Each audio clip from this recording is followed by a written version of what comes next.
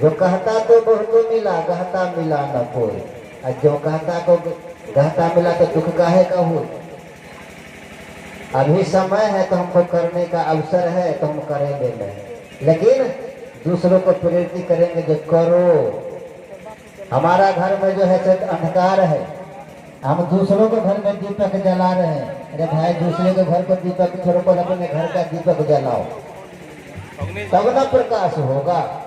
हम अपना प्रकाश करवे नहीं करते हैं, दूसरे को दीपक जला रहे हैं नहीं। इसीलिए जब मनमा तो पंछी भया उड़ के गया आकाश, मनमा तो पंछी भया उड़ के गया आकाश, और ऊपर से तो गिर गया फिर माया के पास।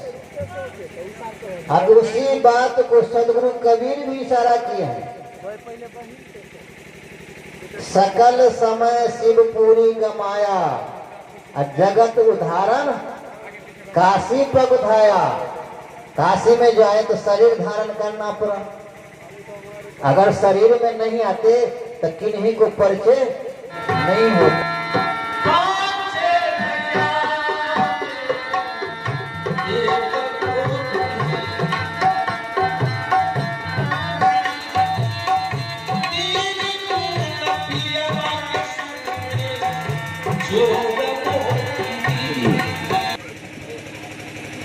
जिस समय इनका प्रादुर्भाव हुआ, जन्म हुआ, उस समय हिंदू समाज और मुस्लिम समाज दोनों समाज में कुरीति भरी हुई थी, और दोनों समाज में छुआछूत, भेदभाव, आपसी वैरमनस्यता, एक दूसरे को नीचा दिखाना, ये सब समाज के अंदर बहुत खराब माहौल था।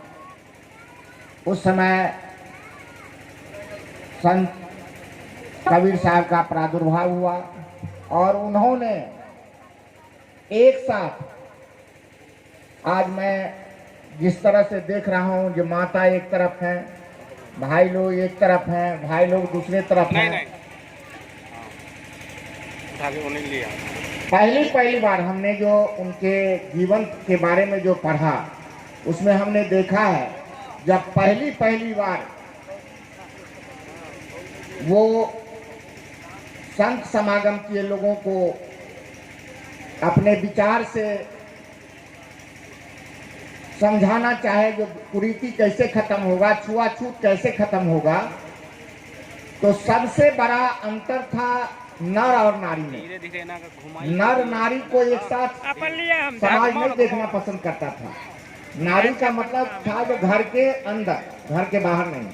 और कबीर साहब ने कहे जो माया को त्यागा वो हमारे साथ आ जाता। और नर और नारी को इसी तरह से एक तरफ नर एक तरफ नारी को बैठा करके जब समाज की कुरीति के बारे में वो विस्तार से लोगों को समझाते थे तो समाज में एक बहुत बड़ा बदलाव आया। और जिसको आज के डेट में हम कहते हैं सामाजिक न्याय की लड़ाई, जो आदरणीय लालू प्रसाद जी लड़ रहे हैं, उस लड़ाई को कबीर साहब ने शुरू किया था। और उसी लड़ाई को आज हम लोगों के पुरखा कर्पूरी ठाकुर जी, हम लोगों के पुरखा लोहिया जी और इस तरह से न जाने कितने लोग लड़ते हुए आए और इस लड़ाई को एक मुकाम तक पहुंचाने का काम हमारे लालू प्रसाद जी ने किया। और आज उसी का नतीजा है जो हर एक आदमी को बोलने की आजादी, हर एक आदमी को चलने की आजादी, कहीं भी विचार रखने की आजादी आज मिली हुई है। नहीं तो इससे पहले हम लोगों के अंदर नहीं था। हम लोग सामाजिक तौर पर बहुत दबे हुए थे और बहुत नीचे थे, हम लोगों को बोलने का अधिकार नहीं था। ये लड़ाई कबीर साहब ने शुरू किया और उसको मुकाम तक आज लालू प्रसाद जी ने पहुंचाया है। तो इस बात का हम कहेंगे जो हम लोगों के असली गुरु कबीर साहब हैं। और हम सर्वहारा,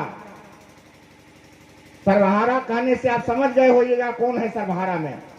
जो समाज के वंचित लोग हैं उसके असली नेता, शुरुआती नेता संत कबीर साहब ही थे और वो हमारे असली गुरु हैं। और उस गुरु को आदर्श मान करके उनके द्वारा जो बताए हुए रास्ते हैं, हमारे संत साहब ने जो बताया है, उस सबको समझने की जरूरत है और अपनी एकता को बरकरार रखने की जरूरत है। और हम समझते हैं यदि संत कबीर साहब के बताए हुए रास्ते पर चलेंगे तो सत्य तो अपने आप आपके करीब आ जाएगा।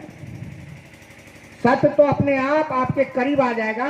और आने वाले कल में हम लोगों के अंदर भी ऐसा समाज का निर्माण होगा जो एक दूसरे में प्रेम, भाईचारा और मेल मिलाप का वातावरण रहेगा और कहीं कोई दूरी नहीं रहेगी। और हर हाल में हम लोग एकजुट हो जाएंगे। ये कबीर साहब का था। कबीर साहब कहते थे कबरा खरा बाजार में लिए लुकाती हाथ, जो घर जा रहे अपना चलो हमारे साथ। मतलब वो कहते थे जो समाज के अंदर, आपके अंदर जो माया है, उस माया को, हम तुम का जो भेद है उसको त्यागो। वो जो है उसको जिस दिन त्याग दोगे उस दिन तुम इस संत समागम में हिस्सा ले लोगे और तुम अमृत को प्राप्त हो जाओगे और तुम सत्य का खोज कर लोगे। ये कबीर साहब का उद्देश्य था, कबीर साहब की वाणी थी और कबीर साहब का विचार था।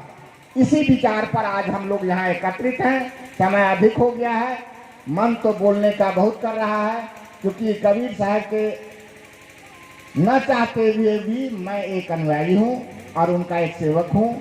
और अंत में सभी संत लोगों को मेरा प्रणाम और कबीर साहब के चरण में ढेर सारे फूल पुष्प अर्पित करते हैं। अंत में सतनाम, जय कबीर साहब। तो जो हमारे माननीय विधायक भोला यादव जी के द्वारा इनका जो है इशारा हो चुका है, जो कि हमारे गुरु कौन तो सदगुरु कबीर।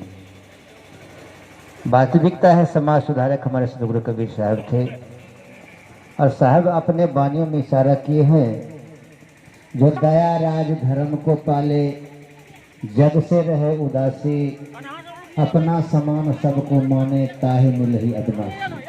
माने कबीर साहब के प्रति जो है किन्हीं को भेद भावना है, सबको एक समान मानते थे।